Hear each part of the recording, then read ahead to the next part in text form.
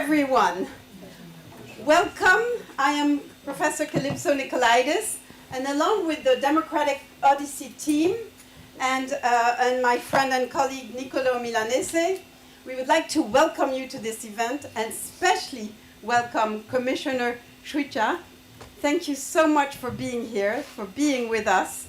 We're very much looking forward to hearing you and hearing your thoughts about everything you've done in the last 5 years, 4.5, and your thoughts about this adventure that we are embarking on together, this adventure called the Democratic Odyssey.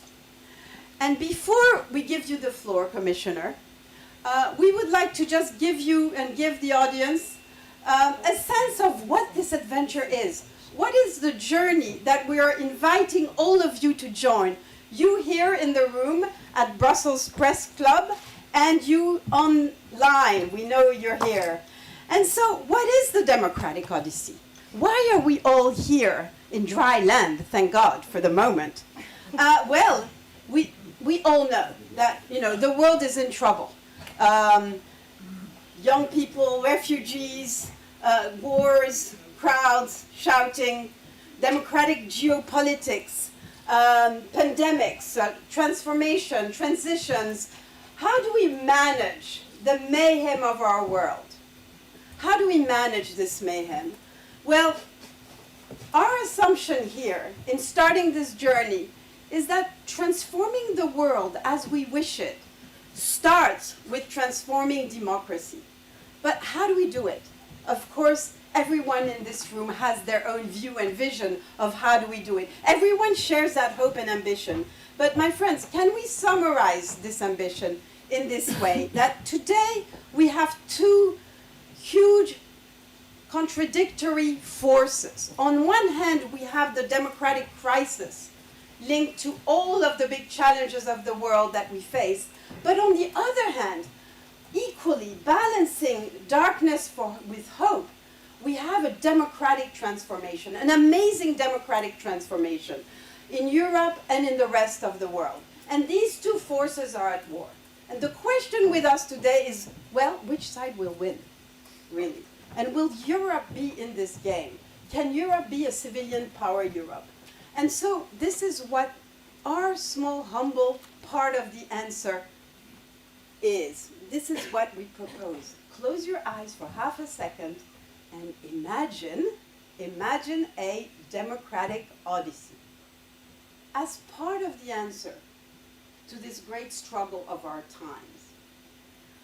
So what is the contribution that we propose to make, that we hope you will join if you haven't yet? Well, the Democratic Odyssey we suggest to you, in a nutshell, has 6 components. First of all, like any odyssey, like any flotilla, if you're on a ship, you need a beacon. And we have a beacon. And this beacon, well, there are many blueprints. Many of us, scholars, facilitators, practitioners, politicians, commissioners, have this idea of where we should be going. What is the beacon? We believe that this beacon should be an assembly, a citizens' assembly for Europe, as part of a much broader ecosystem, of course. But this assembly here, you have all of the characteristics that we play with. But you can think of others. It's transnational. It's multilingual. It's recognizable because it's composed of random citizens chosen by law. It's impactful. It has an impact on the world. It's pedagogical in that it's radically open. We understand why this assembly might represent us. A permanent assembly that will be in Brussels, but not only, because it will be traveling all around Europe. It will meet in ports, maybe travel on a ship. It will meet in capitals and in small towns. And it will be empowering of all sorts of state actors and other actors in the system of European politics. This is the kind of assembly we dream of for the European Union, our beacon. Just one part of the answer to the democratic crisis we face. But beyond this beacon, then, how do we think about how to get there? Well, this requires a theory of change. And the theory of change explores the way in which citizen engagement can be connected with the top down with institutional, with formal policy-linked initiatives, like the Conference on the Future of Europe, like the EU panels and the EU Commission panel that you, Commissioner, have played such an important role in bringing together. So the challenge for us is how we can, and this may be mixing metaphors, how we can water the seeds that you have planted, how we can help you water these seeds, how we can grow the movement by bringing this bottom-up and top-down approaches together. And this is really grounded on a philosophy of territoriality, of complementarity between different levels, between different territorial levels, between different understanding of what representation means. Yes, elected, but all sorts of other ways of representing. An understanding of what participation means, through deliberation, through elections, through ways of expressing ourselves. So this is a philosophy, a whole theory of change. But thirdly, beyond the theory of change, we at the Democratic Odyssey propose to, you know what, make our boots dirty, actually do it, not just being academics or theoreticians in the cloud, but actually build a pilot assembly to serve as a proof of concept, and we will speak more of this starting in Athens next September. And indeed, we had a moment last September in Athens where we started to this process, and here I'm trying to go back with the clicker, but I can't. Well, that's okay. The next building block is what we call the constituent network. It's really all of you. It's everyone helping make this pilot assembly and this whole project happen. And this is a radically open process. And we have also a growing consortium which includes many actors, and everyone is welcome to join again here. And finally, we have a modular framework. This is a whole conceptual framework of all the modules that compose our thinking in building an assembly. And again, everyone contributes to this modular framework. Finally, we have a collaborative campaign to start talking about all of this with who? The people of Europe, the citizens, everyone who wants to take part. So these are the components of our project, of our Democratic Odyssey. And indeed, it's all about the flotilla that will take shape and that will carry this process forward. And Niccolò, give us the last word. I will. If you could pass me if I have this, I have the power, even if it only goes forward and never backwards like an odyssey. So you see, the point of an odyssey is after all to have not only a goal but an impact and a kind of vision which is inspiring and changes something in the world. So here's three different kinds of impact we're talking about. Of course, we want to have an institutional impact. This is not purely as Calypso said, an academic exercise or a civil society initiative. It's something that we're trying to insert into an institutional logic, even to co-create to a certain extent with institutional actors. That's why it's so important that Commissioner Šuica and other people from the institutions are here with us today. It's political. We all know that 2024 is going to be an important political year of elections in Europe and elsewhere in the world, I might mention. And so it's a political gesture to be organising a people's assembly, and it should have a political impact. It's saying something profound about the nature of democracy. And lastly, it's a social impact. It also has to be something that is meaningful for citizens themselves. And that means getting them to understand the links between themselves, building even forms of solidarity, understanding, the feeling that by participating in this exercise, they're doing something which will improve their lives, not only their lives, but the lives of others across Europe and future generations. So in a timeline, as if this is well organized, as if you know what's going to happen in an Odyssey. Of course, an Odyssey is full of adventure and unexpected moments, but it will no doubt pass through taking inspiration from different worlds, both the top-down institutional world and the energy of bottom-up civil society, gathering people together, assembling people, I dare say, into a flotilla which co-designs this pilot assembly. The pilot assembly taking place in Athens, but in the run-up to Athens, also pilot assemblies across the territory that Calypso mentioned, building a kind of momentum. And our ultimate goal is there an EU adopting a permanent citizens' assembly, the creation of a new kind of institution, we could even dare to say. Perhaps the first institution built by the people themselves. So that's our vision, and now we want to hear what Commissioner Šuica has to say about it. Please. Šuica.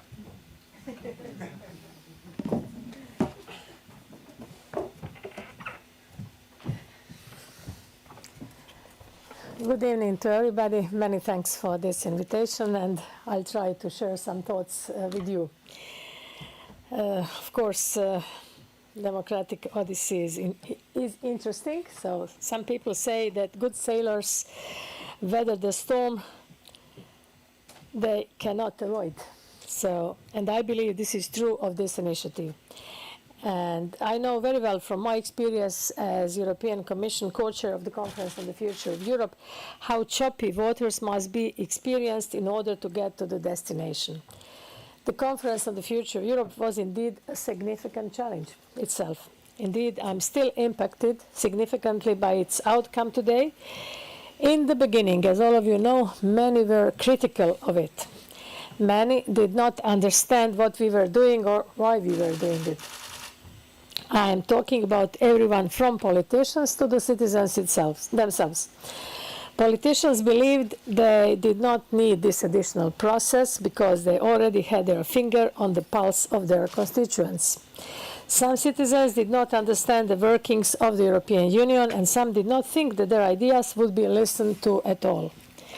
But step by step, we put forward evidence-based arguments for this innovative exercise. And the politicians eventually came on board.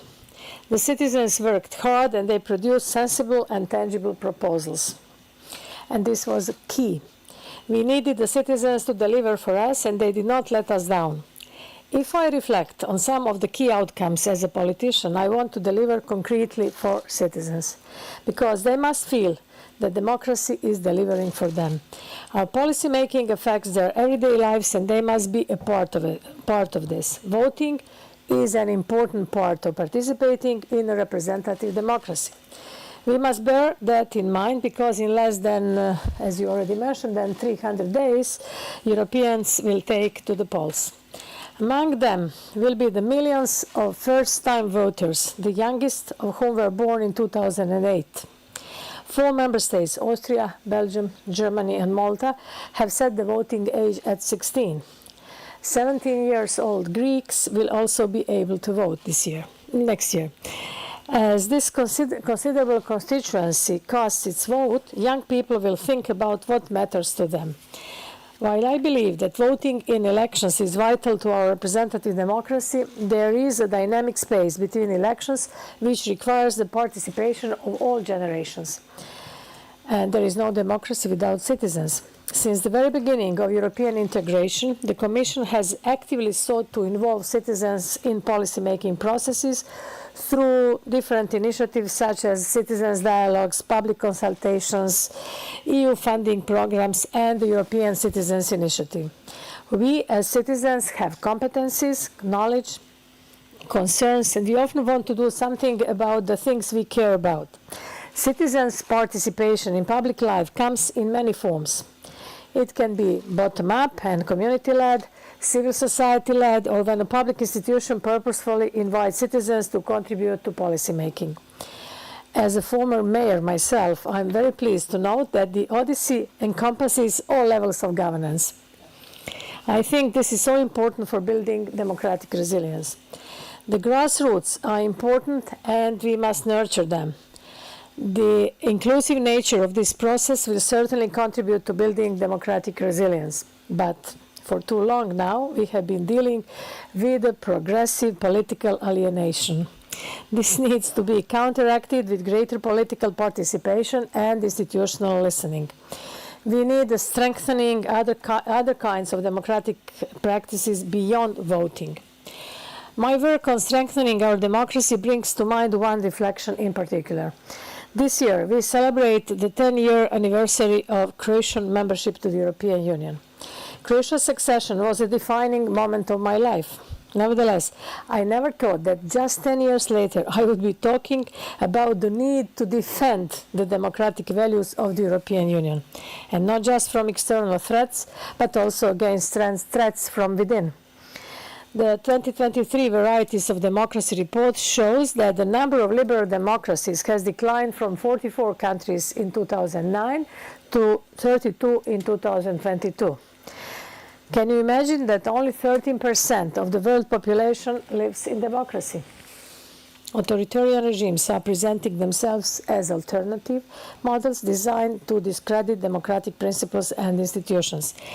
Established democracies have experienced attacks on their democratic institutions, as occurred in Brazil earlier this year, or the assault on the Capitol in Washington in 2021. This is very worrying because democracy needs to be dynamic, and it contains with it the seeds of its own renewal. This is what you said about transformation. We must harness that. Violence is anathema to democracy. At the same time, we cannot be passive. Democracy requires action and results. Today, more than ever, democracies must demonstrate that they can deliver. We need to restore confidence in our democratic processes and institutions, in particular among young people. We need to take a serious look at why confidence has been lost and address the genuine concern of our citizens.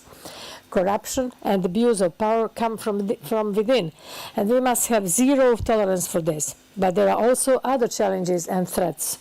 Democracies must demonstrate that they are resilient to these, and crucially, they must show that they are fit for the future. A deliberative democracy wave has been growing in the past decades all over the world. Implemented correctly, deliberative processes ensure that political decisions and policies are inclusive. In the European Union, we have experimented with further embedded deliberative formats into our policy-making work, notably as a result of the Conference on the Future of Europe and the Citizens' Panels to inform policy initiatives. And now we can say that these panels will continue to be an integral part of how we design policy. And we have done this together with many of you who have accompanied and observed this process. You have provided advice and commentary which has informed our methodology. This stems from the fact that we in the European Commission firmly believe in the need to create a space for dynamic democracy. The European Commission seeks to harness our unique public space for all citizens to engage safely in their democracy. To this end, on the 12th of December, the European Commission will adopt a Defense of Democracy package. The package will contain measures on encouraging engagement with civil society organizations and citizens. The aim is to better protect freedom of expression in the European Union, and we will come forward with measures fostering and enabling civic space. It will contain measures on secure and resilient elections. We will look at how to involve citizens in electoral observation. That is why the Commission has taken an innovative approach to citizens' engagement for all generations. Sensible, concrete proposals came out of the Conference on the Future of Europe. Citizens asked for more ways to participate. We answered with European citizens' panels. Our Commission work program for 2 years in a row has been based on the conference proposals. This is a significant and, may I say, historic achievement. And next year we will come forward with more new citizen panels. And yes, 1/3 of randomly selected citizens will continue to be young people. Our children participation platform is up and running, enabling children and teenagers to contribute to European Union policy making. Its Child Advisory Board recently defined the 2 key priorities for the coming year: child protection and democracy. We will soon launch an improved Have Your Say portal as a one-stop shop for online citizens' engagement. It will bring together information on the Commission's engagement activities and open a new interactive citizens' engagement platform, something similar to multilingual digital platform which was enacted during the conference. Dear ladies and gentlemen, dear friends, long before you lifted the anchor to set sail on this journey, you had pulled in behind you a wealth of knowledge, wealth of expertise, and support from academia, politics, civil society, and philanthropists. I know that this flotilla continue to grow and your crew is increasing steadily. I have been following the course you have charted, and I hope the work we have done in the European Commission, both in the Conference on the Future of Europe and European Citizens panels, provide you with an inspirational compass for the exciting journey ahead. I'm sure your work will reinforce and strengthen representative democracy. I'm sure your journey will take you to many ports along the way. My wish is that in every port you will leave behind the seeds of a new culture of enhanced participation for citizens in their democracy. And I welcome this democratic odyssey because our democracy always needs good ideas. And to conclude, to paraphrase Ernest Hemingway, what Ernest Hemingway said, it is good to have an end to a journey, but in fact, it is the journey itself that truly matters. My best wishes for conquering the waters that lie ahead. Thank you very much.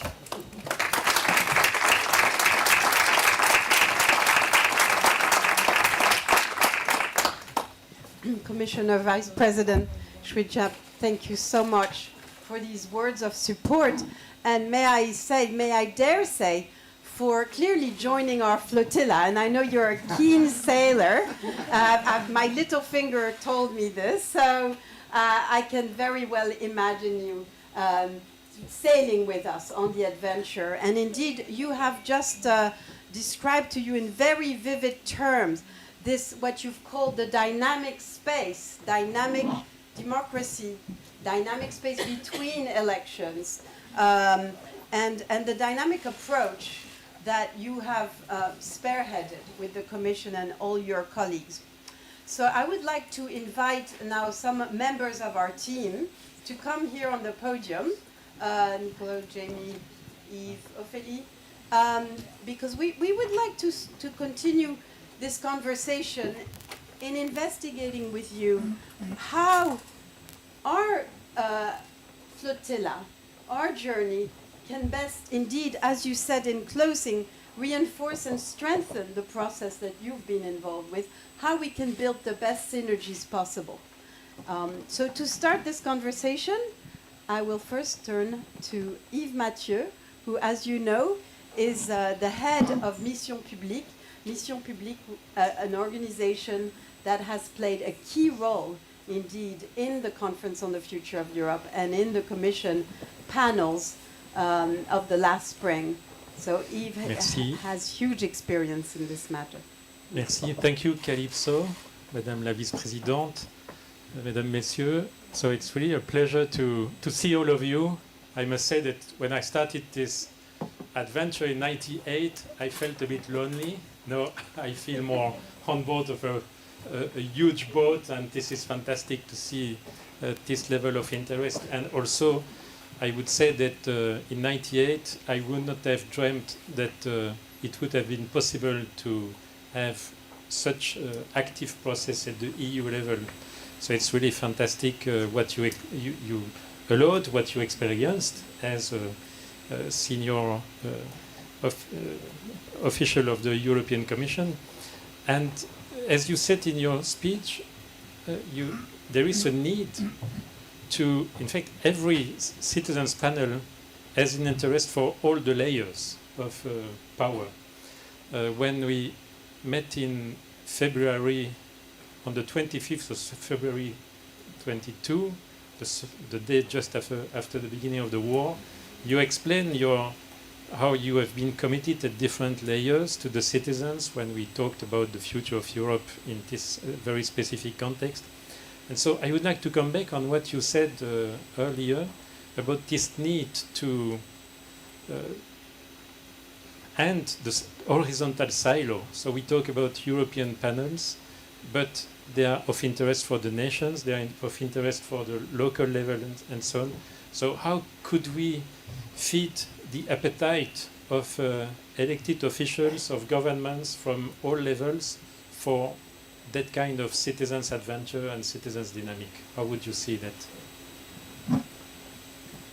First of all, the very idea of a conference on the future of Europe came because we felt somehow that politicians at European level are somehow distant from the citizens and distance from the voters.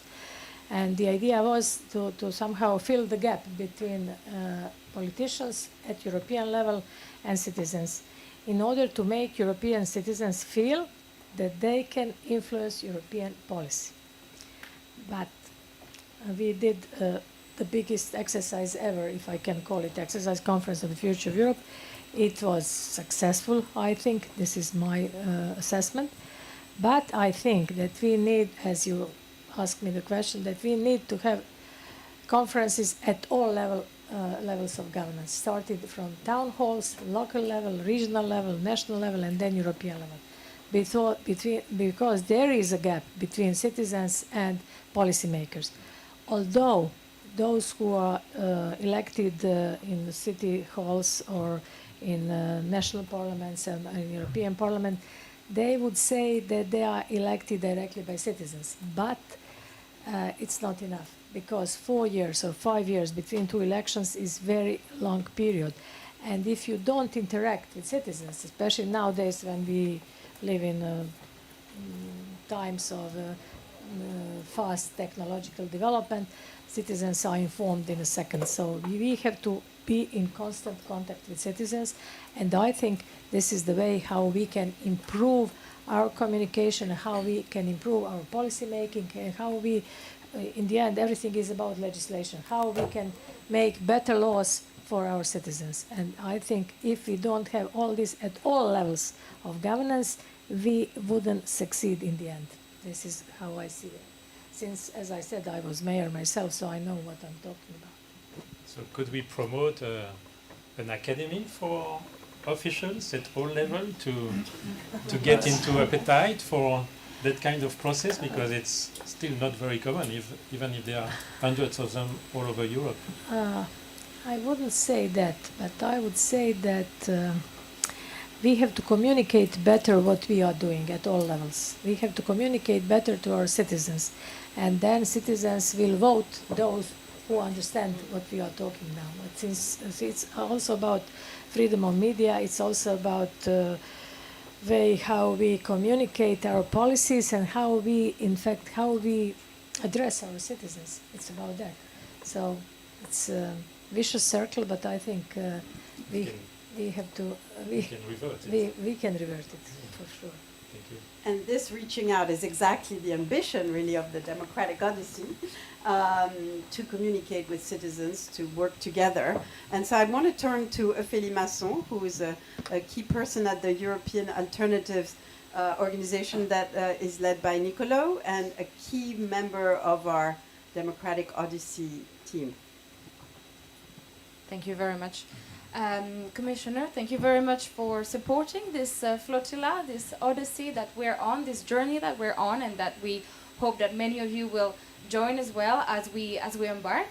I wanted to come back to how we've started engaging already in this odyssey with civil society and with grassroots organizations.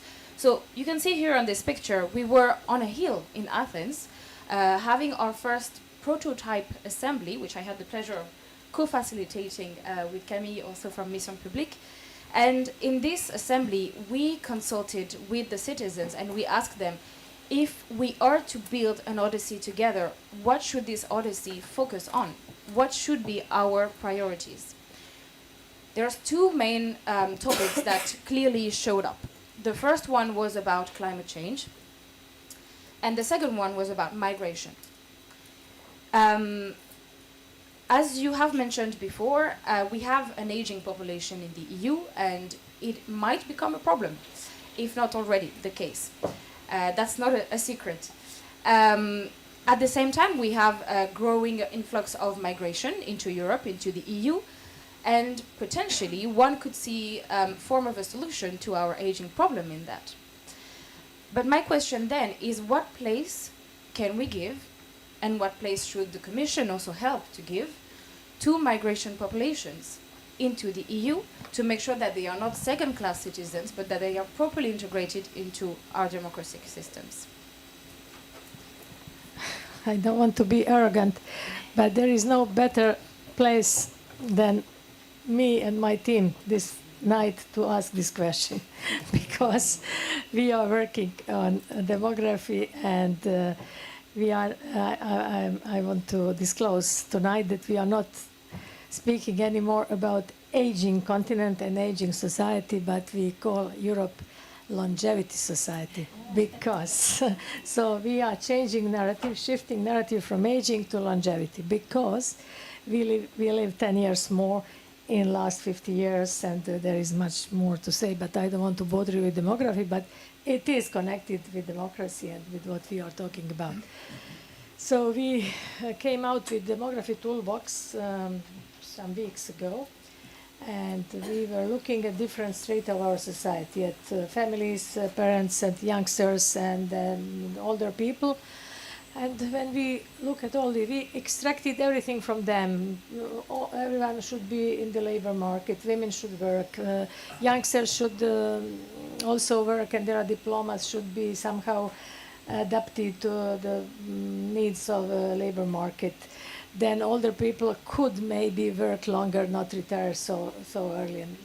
And then we realized that it is not enough. Although we harness all these three categories, and then this led us to the fourth category, which is legal migrations and legal migrants. So we badly need legal migrants if Europe wants to be competitive. You look at China, India, you look at our allies in America, so we have to be competitive. And we really need legal migrants. So I don't see any reason for looking at them as second-hand citizens. They are, look around us in Brussels, they are our drivers, they are our nurses, they are our caregivers. So how can you look at legal migrants as second-hand citizens? I don't see. We have to change culture of it. I'm talking about legal migrants. I'm not talking about illegal migrants. This is another story. And Vice President, I'm sure you'll agree with us with the fact that we need to make these citizens' assembly processes as inclusive as possible. It's one of our greatest shared ambition, including for people who are not necessarily formal citizens, which is in part why we like to speak of people's assemblies, although the two go together. And I would also add, simply for everyone's sake, that this hill that Ophélie alluded to, which you see on the picture here, some of you know, is the PNIX in Athens, where the last citizen assembly happened in 322. So we were the first citizen assembly there in 2,345 years. And we very much hope to be inspired by the ancients, but with a bit of the irony of modernity. There is many things they got wrong, including the role of women. Women weren't there all these years ago, so inclusiveness is very much the challenge of our days, and we know we can count on you also in this gender dimension. But with these words, I want to pass the floor to Jamie McKay, who is the project coordinator of the Democratic Odyssey in Florence. Hear me? No? Good. Thank you, Calypso. Yeah, I'd like to bring something back to this concept of the...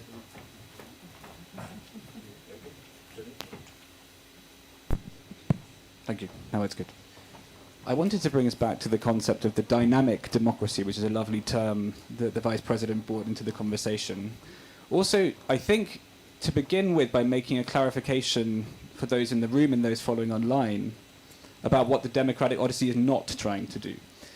And one of the things that's important here is that from the point of view of resources, the kind of networks, the kind of organizations that are involved in this project, we're not setting out with the ambition of creating from scratch the perfect citizens' assembly, whatever that would even mean. What we're striving to do through our crowdsourced methodology and the iterative processes that work both with conversations with the institutions but also with civil society is to demonstrate, I think, good practice in certain design areas. And we've mentioned a couple already today. Another I might add to this list is the possibility of further empowering citizens in the agenda setting process for assemblies. This is something that we've been talking a lot about within our constituent network, and hello to everyone in the room in the constituent network who's also following online. So absolutely, I mean, we've been inspired by what we saw in the conference on the future of Europe and wanting to water that seed. But we are hoping as this journey goes on beyond Athens 2024 next year into the medium-term horizon, that this can be an increasingly iterative conversation, and hopefully so much of the expertise that's contained within the extended network of the Democratic Odyssey, I think and hope will be of interest to the Commission as the design process goes on for the next round of ECPs and whatever will follow that. The other aspect that really struck me in these interactions was about communications and outreach. This is so important. Of course, when we talk about deliberative mini-publics and assemblies, there's a reason why, to some extent, it's a sensitive matter for how these kinds of experiments are covered, precisely for maintaining the quality of deliberation that exists in the assembly. At the same time, I think one of the things that unites most of the team on the Democratic Odyssey is a real desire to make a splash, to give more visibility to all kinds of experiments in citizen participation that are going on around the continent. Yes, in the form of assemblies, but also in participatory budgeting, also things like the European Citizens Initiative.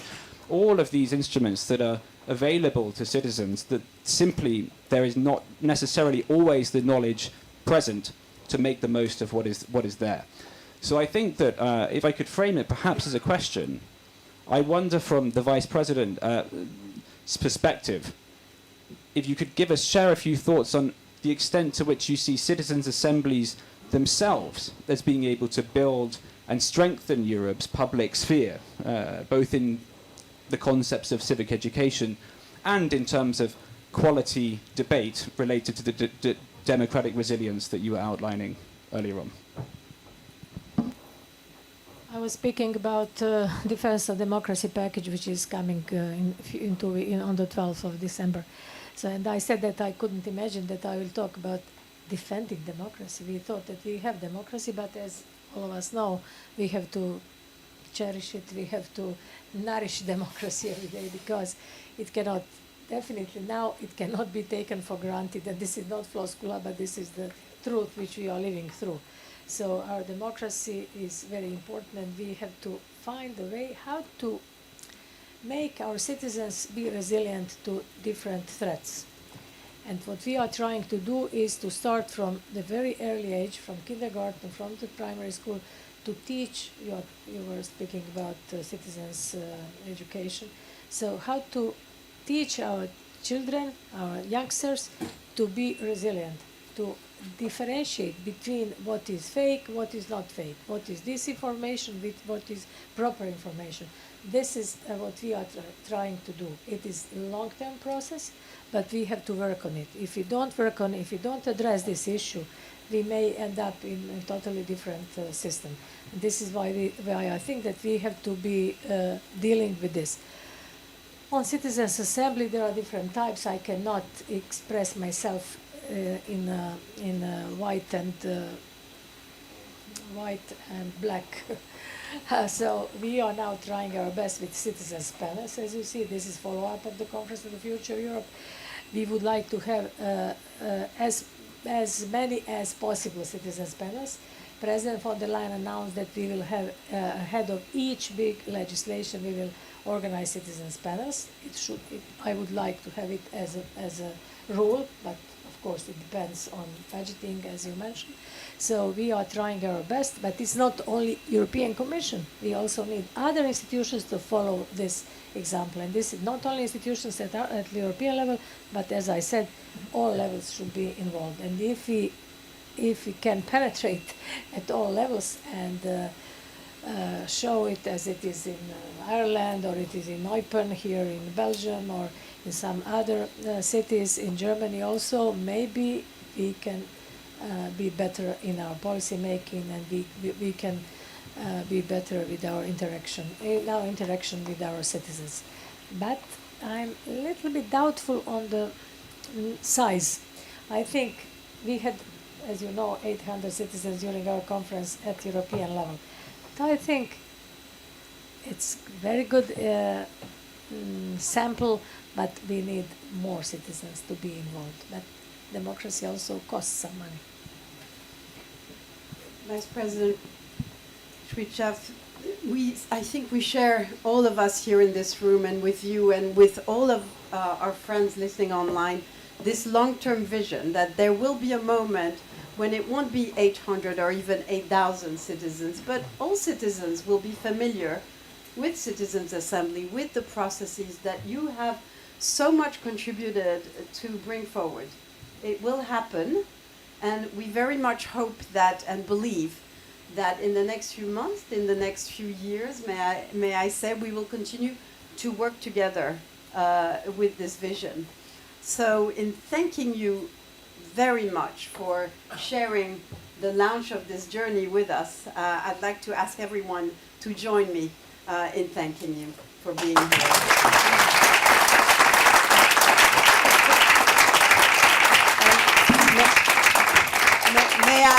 May I say that the Vice President has to leave us now, but we will have, in a minute, we will start the second part of our proceedings with a number of speakers from the Parliament and the Council and so-called ordinary citizens. And we will hope also to bring you in the conversation, as well as on screen. We have been listened to by many members of our constituent network. We have almost 300 members right now of our network, and we hope to also bring everyone in. So thank you again for joining us for the first part. Thank you.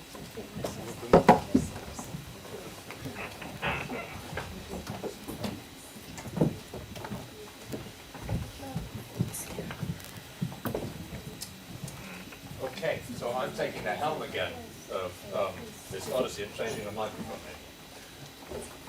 Does this one work better? Maybe not.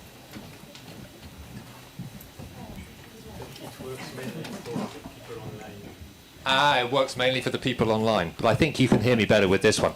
I'm wanting to welcome up immediately, and indeed you took the initiative, Helmut Scholz from the European Parliament, who I know has some limited time, to sort of kick off the second part of this discussion this evening, which is more turned towards how do we see that citizen participation should be institutionalized in European decision making. So we've got a vision of doing this, and Odyssey as a process towards it, but there's also experience and people who have been following that experience and taking part in that experience over recent years, most notably during the Conference on the Future of Europe. And I'm happy to say that Helmut, right the way through the process, has been one of the most engaged members of the Parliament in following this, advising on it, really turning up to each of the citizens' panels. I mean, I think you're one of the parliamentarians who's engaged the most. And so who better to share a couple of thoughts about how you see the future of this citizens' engagement? Helmut, please. Thank you. First of all, thank you for having invited me to join this journey. And if I remember well what Homer had written down, then we have a 10 years journey ahead of us. And then we have maybe more than only a People's Assembly for Europe, but regaining democracy. And first of all, I would, as Vice President Šuica is leaving, also to thank the incumbent Commission to have really undertaken a lot of steps towards introducing new tools, new mechanisms in the question of how we are interlinking the work of the EU institutions, as you rightly said, Nicolo, with that what citizens are expecting. And that leads us to the problem that with launching the conference on the future of Europe, the Commission has really proposed a very far-reaching step, and the European Parliament had been the institution who immediately picked up this idea and said that is our responsibility to deliver, to convince Commission and Council and all other institutions, agencies of the European Union to follow. And that was, and you know probably very well, that it was not an easy step in the beginning, and it took a lot of time, and of course we had also been confronted with a real how to say, challenge by the COVID-19 pandemic. So we are of course acting in deepening democratic understanding in a concrete space, in a concrete frame. And facing the challenges, as for example, the common challenges on ecological collapse, climate change issues, the return of fascism into the societies in Europe, the question of war, which is again back at our continent. I would say we should not underestimate what is this frame meaning for addressing people to take the braveness to interfere in the way of how we are developing policies. And that's not easy. It needs a certain kind of education. It needs the readiness to go out into society, to confrontate with others who are differently thinking to the one who maybe is proposing one idea.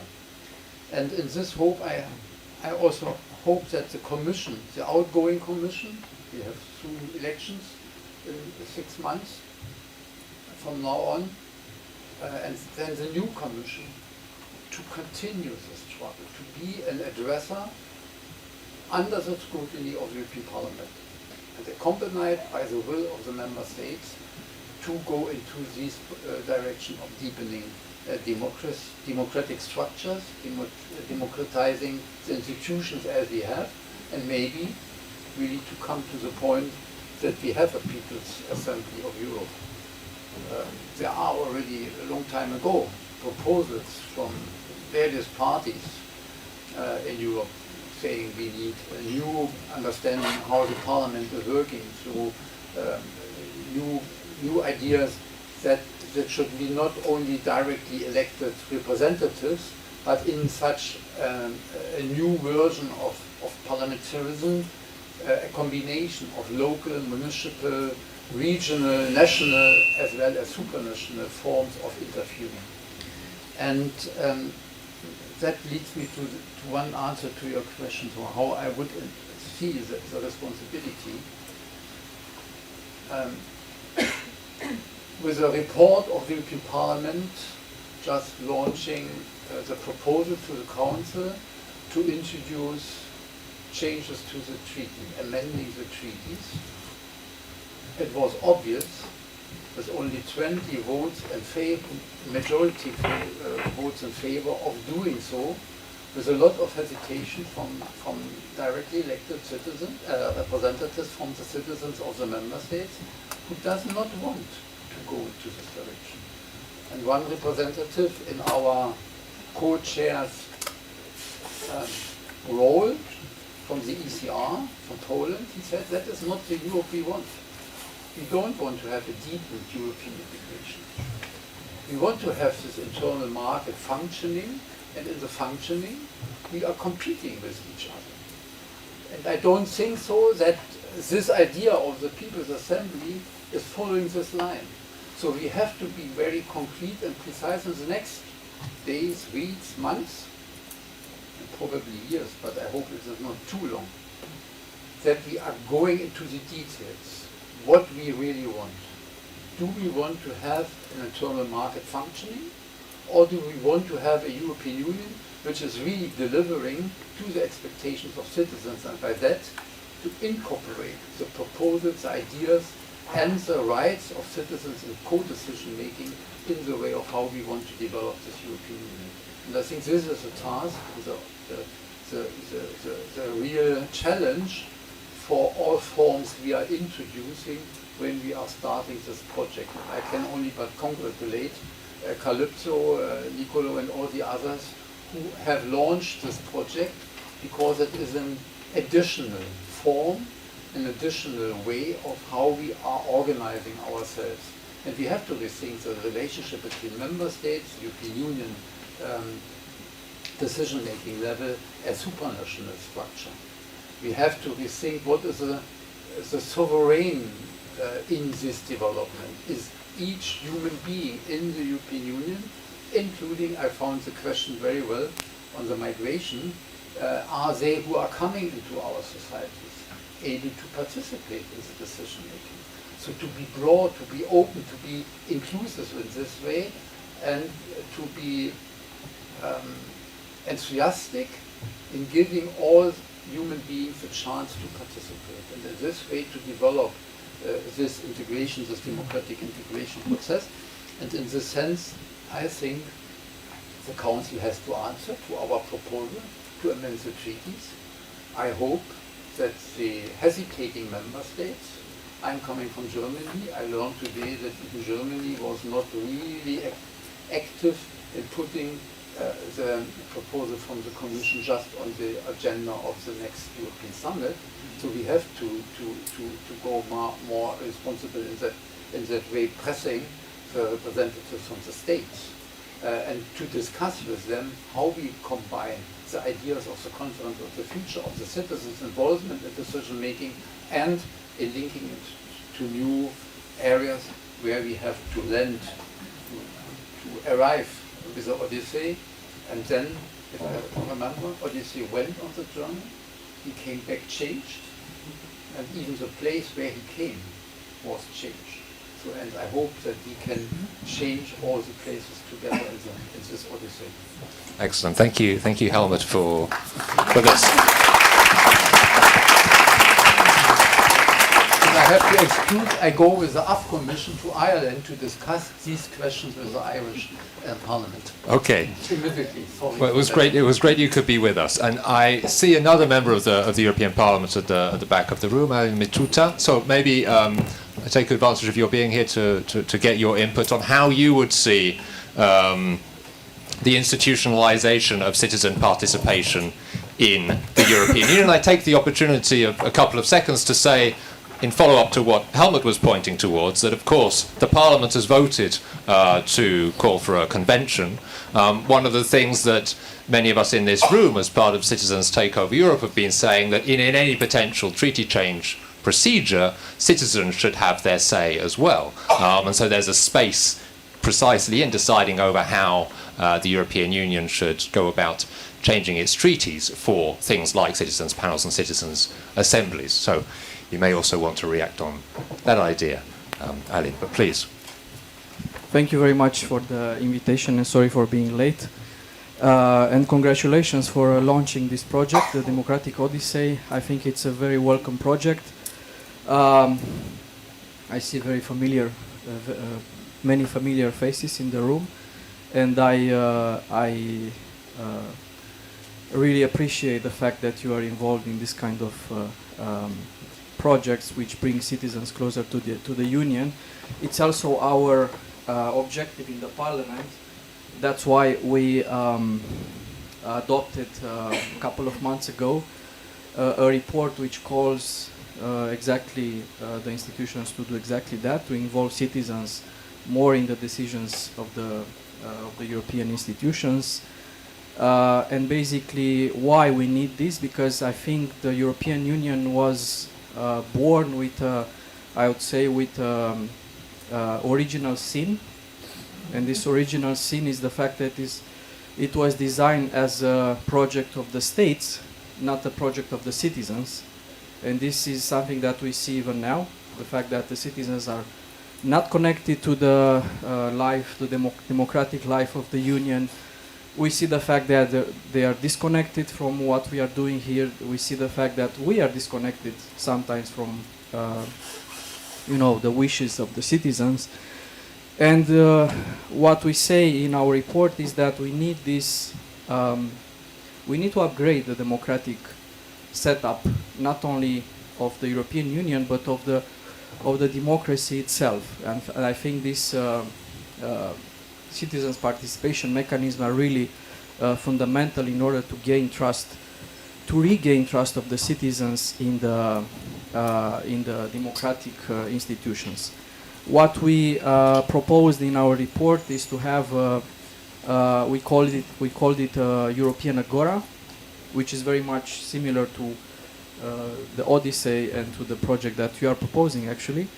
It's very much similar to the conference on the future of Europe, but the conference was a great exercise, but it's not sufficient to have a one-off event and one-off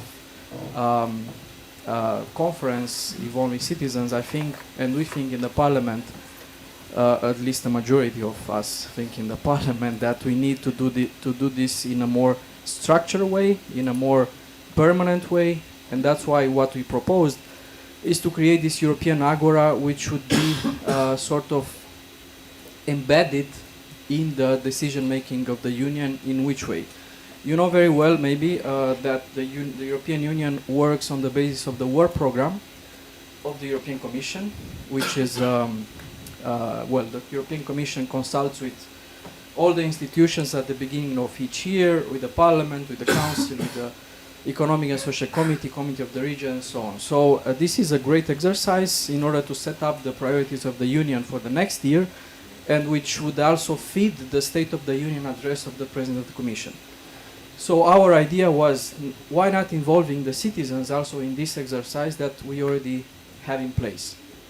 And this is exactly the purpose of the European Agora, which would function as basically as the conference on the future of Europe, with citizens from across Europe representing the society, so young people, not so young people, rural and urban areas, and so on. So representative people from all around Europe, which would be convened in Brussels or in other city in Europe, and in the first part of the year they will deliberate on what they think should be their proposals for the priorities of the Union for the following year. And these conclusions that they will reach will be presented on the 9th of May in a big event, which would also give an importance to this symbolic day of the Europe Day. So on Europe Day, the citizens will present their priorities for what they think should be the priorities of the Union for the following year. And these priorities would feed the debate and the consultation that the Commission it's already doing with the other institutions. Why we thought that this would be a good idea? Because what we see that it's missing in all the deliberative processes is the follow-up. So we don't have a real follow-up, not even on the conference, the future of Europe.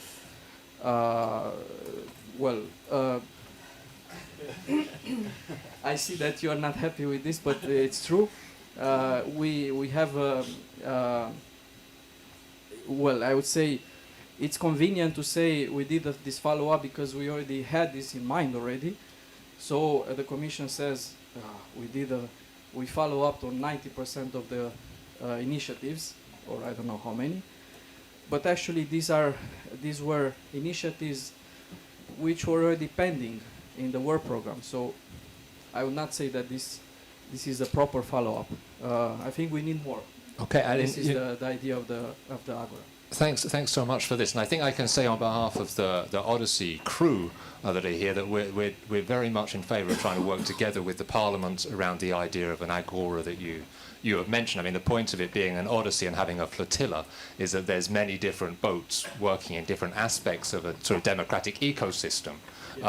And over the next year, and it's been mentioned several times, of course, the elections are a crucial, if not the crucial, democratic moment of the European Union, and being able to articulate the relationship between elected representative democracy and citizens' panels and citizens' assemblies is something that's really crucial for us to get right. Now, you also mentioned the aspect of follow-up to the conference on the future of Europe, and of course there's going to be different opinions in the room about how that follow-up is going, and that's also what democracy is like. But I want to maybe now turn to somebody who was one of the citizens that was involved in formulating some of the recommendations. There's been plenty of people sort of speaking about from a distance what it was like, but I want to introduce somebody who was actually there and a citizen involved in it. That's Annemie de Clerck. So please, Annemie, how do you see your experience as part of the Conference on the Future of Europe, and perhaps most importantly, what should be the next steps in terms of how citizen participation is taken forward? Thank you. First of all, I want to thank you to be here. I think this is a follow-up. And we are very proud to see and to hear that a lot of organizations and also the institutions are working with our proposals. The Conference of Europe, it was an amazing adventure. And it was a very big success, I think. It was a very innovating exercise, but it was a very good success, and it was a success because of a lot of, how do you call it, factors. First of all, we could speak in our own language, but it's very important with 27 different or 25 different languages, so we could do that. We were very well surrounded. We had the secretariat from the conference. We had that mission publique for the process. So, and some of our citizens were, we were not positive, not negative about the future of Europe, about what we were doing in these panels. But during the process, you saw that we got empowered. There was listened to us. And so we made the final report, and we are very proud of this report. We worked hard. We worked as ambassadors 7 weekends more to all the recommendations to come to those proposals. And those proposals, they are concrete, they are well formulated, I think they are very strong. And they are not just a report, but they are also a reflection to the politicians. It's like a mirror, if you are doing your policy well. And of course there are a lot of things that are going well, but there is still a lot of work to do. And I was in the panel 2 about democracy in our working group. And in our working group, the proposals are also, we had, I can formulate 3. Information is very important because a lot of citizens, they don't feel attached with Europe. They don't know what is Europe. It's very complicated. Second, we want to be heard about, everything about not only elections, but also what is in policy making and decision making. In elections, we say, okay, our democracy is working on elections. We mandate the politicians, and they have to do their work, and they have to do it good. They are the professionals. We trust them, that's why we elected them. But the elections, we think, it must be think again, if there is no other way to do so, to participate from the citizens. And I have to look in my paper because the English is not always there. So the information, and then of course the participation, and that's what we have a very big proposal in 36. That's where we also say citizens have to be there randomly selected of different panels, different agoras, and we must be aware that we never can reach out to every citizen. A lot of citizens, half of the citizens, normal citizens, they are struggling about what am I going to eat this evening with my kids. So they are not interested in politics. We must be aware of that. We have to be represented for everybody. And that's why in our democracy, we elect the politicians to do this work for us.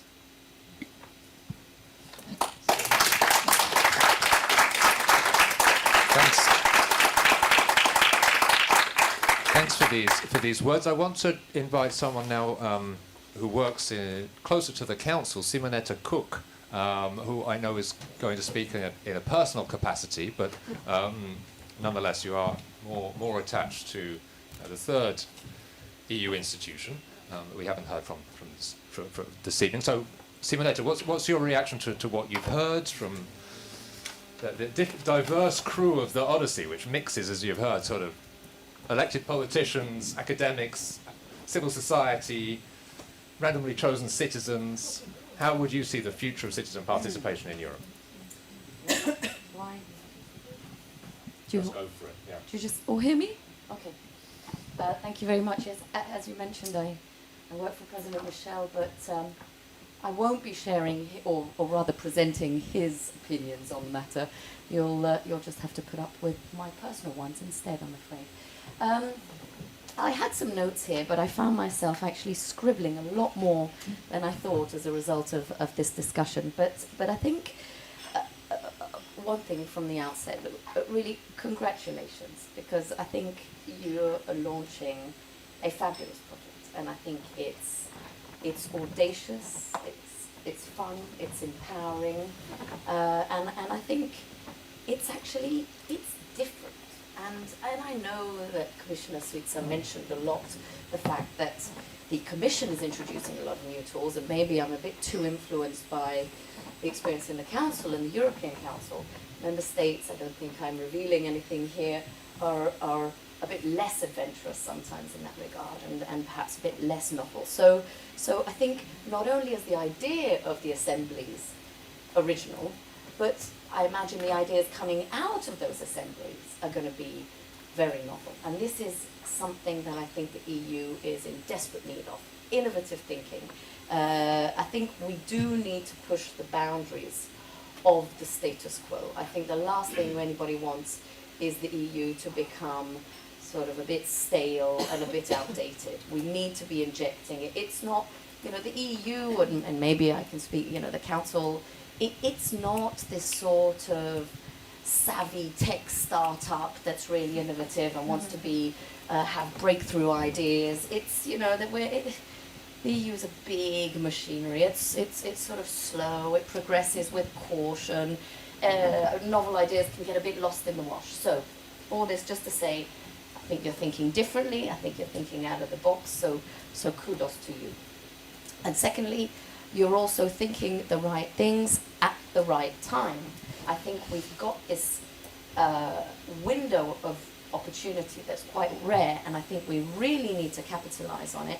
It's with the prospect of enlargement, at least within the European Council and member states definitely, comes the realization that we need to be ready, and perhaps comes the rather dramatic realization that frankly we're not enlargement ready. So we have an EU that's not quite fit for the future, not quite fit for the ambitions we want for the future. It's time to change, it's time to adapt, it's time to reform, and that's where these projects come in, because they feed into this reflection process. It's not very often that we have them, so certainly it's timely. This is, of course, it's not only because of enlargement, but it's fueled by the Conference on the Future of Europe. It's fueled by the AFCO report that was mentioned earlier, that was adopted just last week by the plenary. And the President of the European Council is also working on his side to finalize the strategic agenda, which is basically setting the priorities for the next legislative term. This should be adopted just after the elections in June, after a whole series of consultations, and he's going around having sort of dinner discussions with various leaders. He's had just one last night in Paris with a handful of leaders to discuss what the priorities of the EU, what sort of EU we want to have in the future. Now, realistically, I don't think they whip out the Conference on the Future of Europe and say, well, what do you think, Emmanuel, about proposal number 18? But definitely this all feeds into this sort of spirit of reflection that we really have now. Now, I think, luckily, a lot of the groundwork has been set for you, and not only with the Conference on the Future of Europe, but I remember also France had launched some national consultations a while ago that had an influence. I also worked on a number of European citizens initiatives, so I have a little bit of a feel, and perhaps I'd like to identify a few challenges that I think the Democratic Odyssey would have to face. I think the first is, in the Democratic Odyssey, if citizens' assemblies are really going to work, we need to put citizens at the heart of these assemblies. Now, this might come across as pretty self-evident, and I'm already sheltering myself from the nasty gazes on this side of the room, but a first impression on the Conference on the Future of Europe when we were there was it almost seemed as if citizens' input was a bit of an afterthought. The structure was so institutionally heavy and so full of EU actors, institutional actors, and I think to a large extent perhaps too many. So I think if this Odyssey and these citizens' assemblies are really going to work, I think we need to reduce to a minimum sort of other political actors and influencers. If you, would you Yes. welcome a blue sort of card. reaction from a citizen involved. Oh, absolutely. I'd actually very much welcome that. I'm so sorry I can speak in Dutch because I cannot translate enough what I mean. But I'm a little bit disappointed with your answer. I think the conference was a wonderful and very good exercise. And all three institutions, they told us, you have a very solid report with a lot of good proposals and we are going to work them. And we had reactions from the Commission, we had reactions from the Parliament, but we didn't get reaction from the Council. I'm sorry. But that kind of... And I think it's the first time that I think politicians really are aware of the fact that citizens are needed in the democratic process. That actually makes a wonderful transition to my second point. Because again, I am talking in my personal capacity, so if the council didn't respond, I take due note. And I hope you don't find that my comments are putting into question the quality of your work, and but what I'm saying is, I think the setup, and I think you would have perhaps come up with equally good proposals if you had done that reflection without the need for a lot of other actors involved. We're talking about citizens. I think citizens should be absolutely at the heart of it.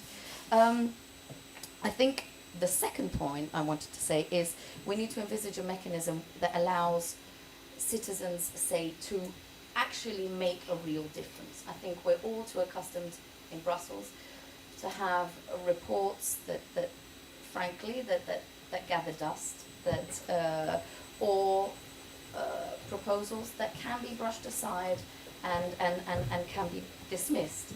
Now, how do we do this? I think is easier said than done. I think Commissioner Šuica mentioned, I think it was institutional listening, and I liked that expression, and I think it involves a bit of a sort of changing a little bit the mentality in Brussels, and understanding that these democratic exercises, and perhaps here you will see what I mean, that these democratic exercises, they shouldn't be seen with too much caution. There's the realization that they actually enrich policy making rather than actually hinder it.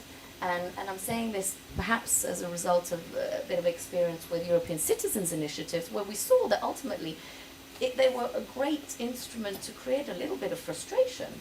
I think they were sometimes seen by the institutions, they failed to really think beyond a procedural prism in relation to European citizens' initiatives, and they couldn't think pragmatically and politically, and sometimes with this excessive caution that I mentioned. Lastly, just I think there is a practical difficulty, though. I think you were mentioning some of the highlights or some of the priorities for citizens. Some of those priorities are the ones of institutional actors as well, of member states, of leaders. And so climate change, migration, sometimes we're not short of objectives, we're just short of really the concrete answers as to how to really achieve them and how to overcome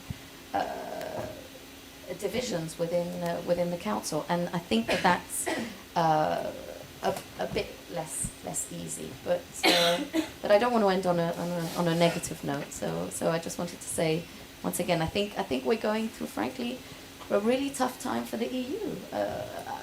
I remember always saying, "Oh, peace." We always talk about peace. It's such an overplayed card for the EU. It's not something that I've ever felt, and actually, well, realistically, it's the first time I do realize the importance of our European project. We've got wars at our borders and beyond. We've got our values that are being put into question. We're having huge divisions within the EU. We're seeing geopolitical instability. We're seeing trade wars. We're seeing very, very difficult issues to deal with within the EU. We're seeing the rise of Eurosceptic parties, far-right parties. So before we all start voting far-right, or well, others, I think any effort to further empower citizens and try and inject bit more democratic involvement of citizens is certainly more than welcome. Okay, thanks, thanks Simonetta for this heartfelt endorsement and also astute observations from your viewpoint in the institutions. I want to make sure that we have a little bit of time for people who are here to participate, but to give you a moment to gather your thoughts, I also want to hear the message that a member of the European Parliament who couldn't join us, but is a great friend to the Odyssey, Brando Benifei, has sent. And so you can watch this while you're gathering your thoughts for how you contribute afterwards.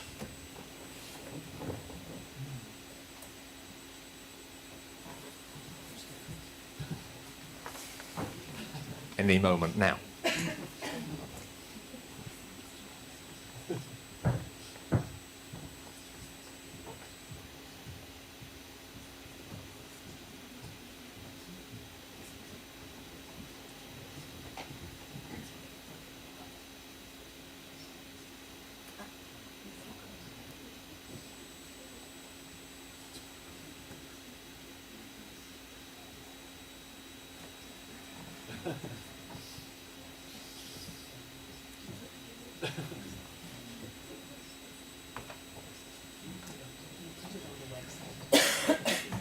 Yeah, I mean, some of you may be skilled in lip reading. For those of you that are less skilled than myself in lip reading, we could put the video up on the website of the Democratic Odyssey for you to. A decision-making process. We need to work on that, and we are willing from the European Parliament. I know that many colleagues believe I'm right on that. That we should bring this idea for an own initiative report of the Parliament to propose this to the European institutions so that we instate this kind of assemblies.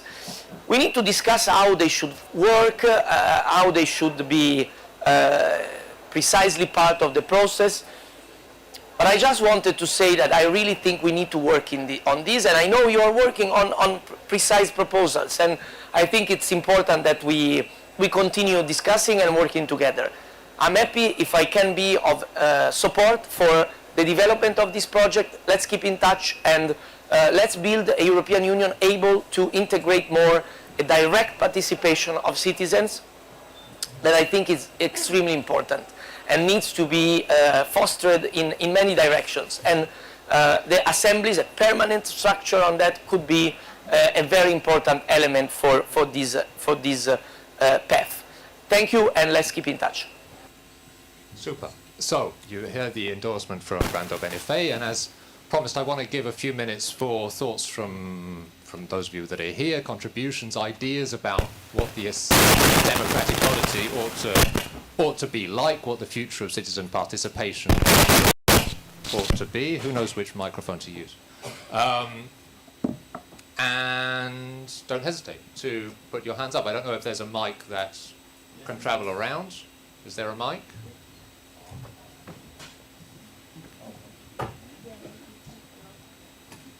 Here comes the mic. And we're going to start just here in the front with Achilles, who is from one of the consortium partners, the Democracy and Culture Foundation. You have to stand because yeah. Thank you, Nicola. Hello, everyone. Well, congratulations. I know I'm part of the consortium, but it is an idea that really originated from the European University Institute in collaboration with many others, including us. The Democracy and Culture Foundation, we now organize, one of the main activities is that we organize the Athens Democracy Forum that was founded still in association with the New York Times, but now we're an independent institution.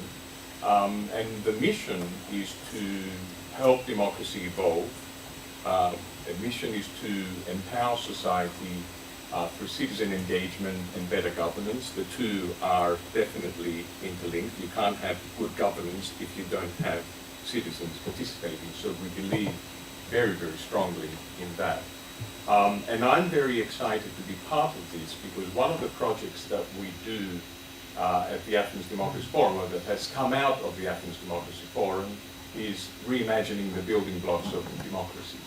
And in some ways, Calypso would say that that's a cousin of People's Assembly, because the common thread of all the policy recommendations that have come from this project of building blocks is deliberative democracy, is getting citizens more engaged. But there are two policy recommendations in particular that have come out, and I would like to pose this as a question, and maybe to our fellow citizen here. We're all citizens at the end of the day, but having participated in this process, I'd be very interested to see what you think. Two policy recommendations. One of them came from Australia, which was the establishment of citizen-led parliamentary committees. So you have parliamentary committees led by citizens sitting next to proper parliamentary committees and deliberating citizens, chosen by sortition, challenge the MPs or work with the MPs in coming up with legislation. That's one of the recommendations. The second recommendation came from Korea, and it was about the establishment of a fourth branch of government. So alongside executive, legislative, and judiciary branches, you now form a new branch, which is composed mainly of randomly selected citizens, and maybe civil society engaged in that. And I'm wondering whether you think that institutionalizing it in this way is the way to go forward to make this idea of a People's Assembly of Europe much more institutional, or should we be doing something else? Okay, thanks for these 2 points, Achilles. Let's hold those and see if somebody else wants to come to make a contribution. I'm told that you have to come and use this microphone. We've got many microphones, but they're all at the front here. So if someone else wants to come in, yeah, please. Come along, Daniela.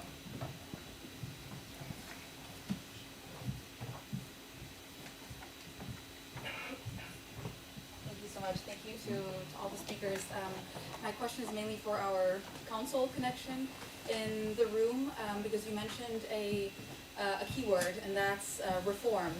And just last week, the Parliament adopted its treaty change report, because as you said, we really need reform then if we're going to have an EU that's fit for enlargement, fit for the challenges of today and tomorrow. So I'm wondering, in a couple of weeks, the next UCO will be meeting, and this might be on the agenda.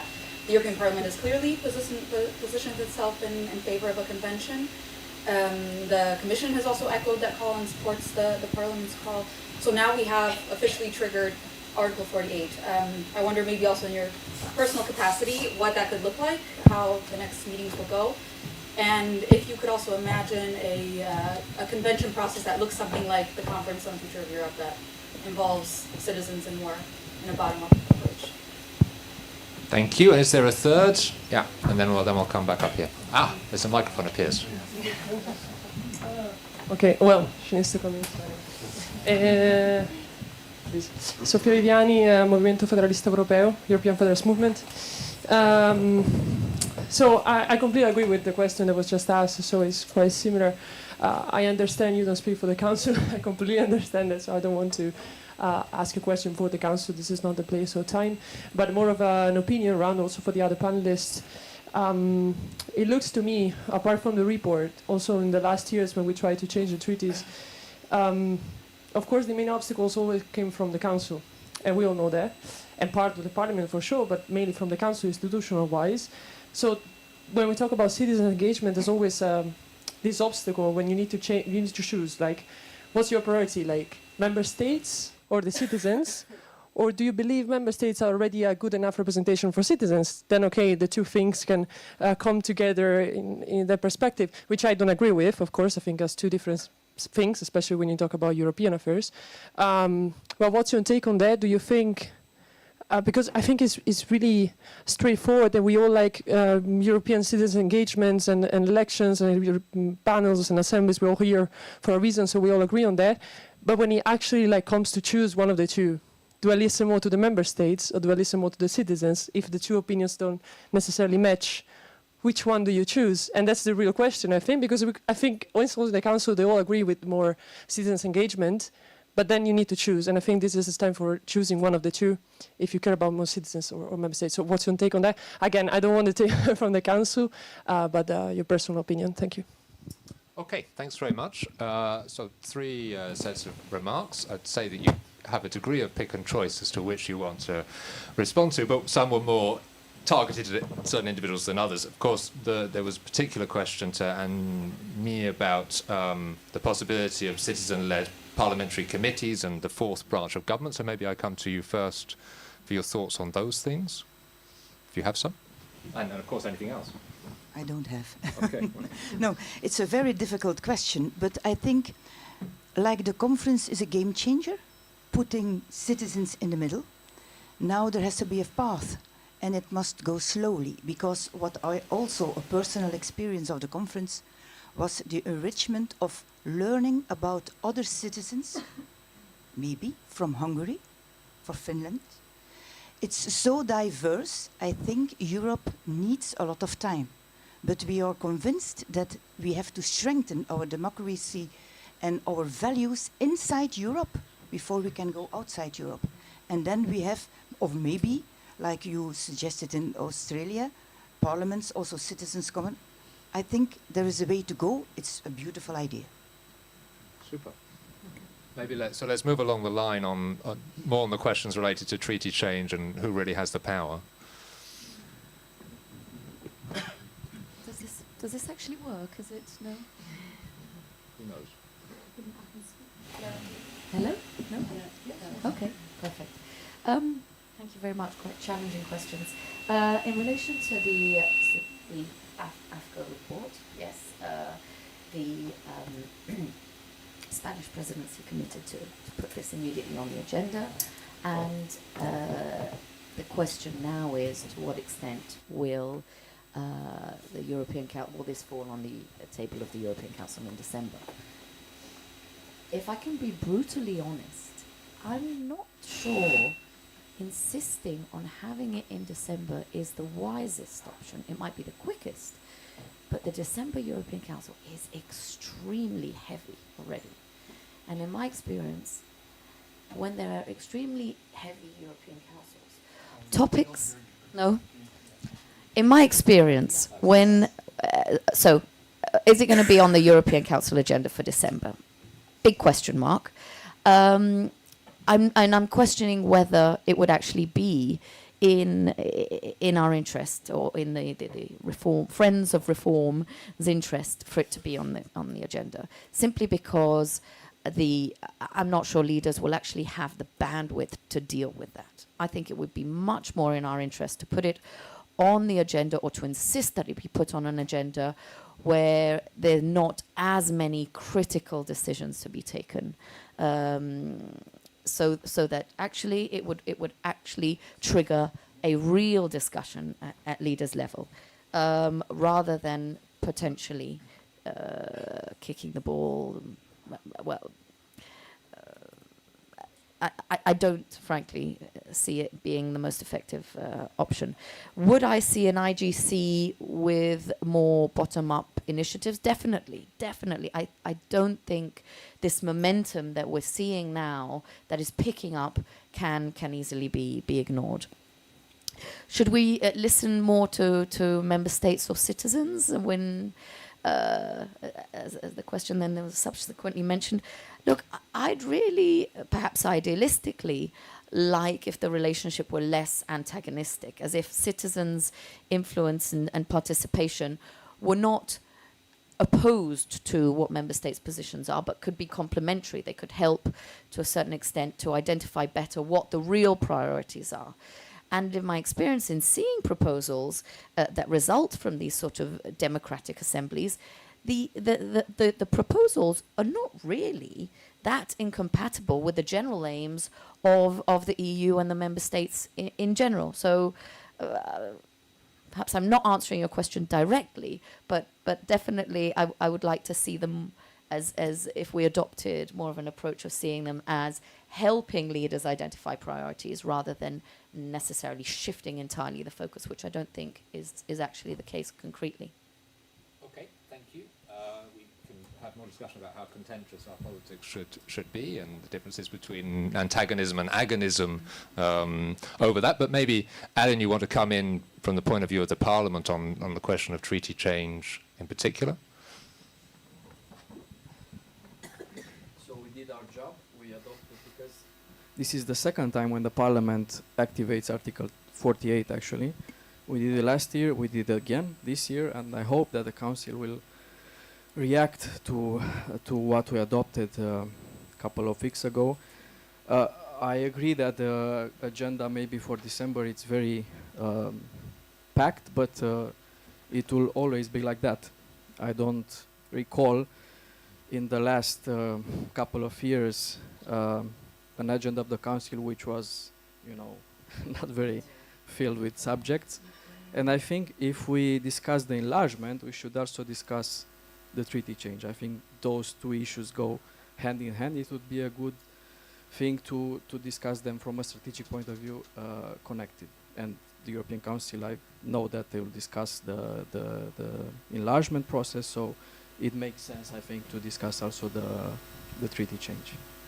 Good. I want to give the last word very briefly to Annemie, and then I want to come to Calypso for our next steps. So, please. Thank you. So, I stick on. We have a good proposals. We have a final report. All the three institutions said, "Okay, we go for it." So, the involvement of citizens will be increasing because we are a part of the democracy. But of course, we had the luxury don't to have to think what is possible or what not, because we are no politicians. So if something is not realistic, they should tell us. And that's why the information clearly, transparent and simple is so important to reach out to every citizen. Maybe there are proposals who are not realistic, but then they have to say why they are not. And then you got the citizens on board, because they know you listen to us and you say, yes, this can you do and this cannot. Thanks. So I'm going to give Yves a quick remark. I want to tell you a secret. We had the Citizen Assembly in France on climate change. And we all know that about climate change, fight against the loss of biodiversity and so on, the decisions are not made at the right pace, at the right scale. So the minute after the citizen of the assembly proposed to the government that we should stop the flight under 3 hours, the minute after, the private sector was knocking at the door of the government to impeach that measure. So the conversation here made me think to something that we heard in Athens in September. There was a former governor from Nevada, and he explained that for him, having citizens on board like we are doing now is probably the only way for politicians to have a resource to fight against the lobbies. And I think that it's not only state versus citizens. We need to talk about the elephant in the room, which is the private sector. And they have the money, they have a huge power of action or inaction, and can we find ways to get into the process, the private sector, so that the orientation are not only targeting the government, because we all know that the government is one branch, but not the one that has the more power. So let's come back to what the governor of former governor said. Can we develop those assemblies also with the idea to engage the private sector in the right direction, at the right pace, at the right scale? Thanks very much for this contribution. It's a reminder that on an Odyssey, indeed, there are friends and there are also monstrous creatures that have to be dealt with. And you know, we can each imagine different kinds of monsters, but some corporations would certainly be amongst them. I want you to join me in thanking the people who are up here for this engaging discussion just before we hand over to Calypso for the next stages. So, thanks very much.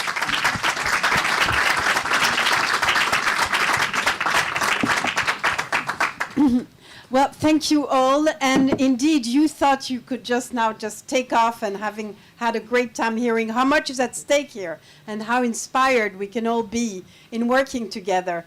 But now comes the next step, because this whole story is hard work. We have to row, you know, on the flotilla. We have to set the sails.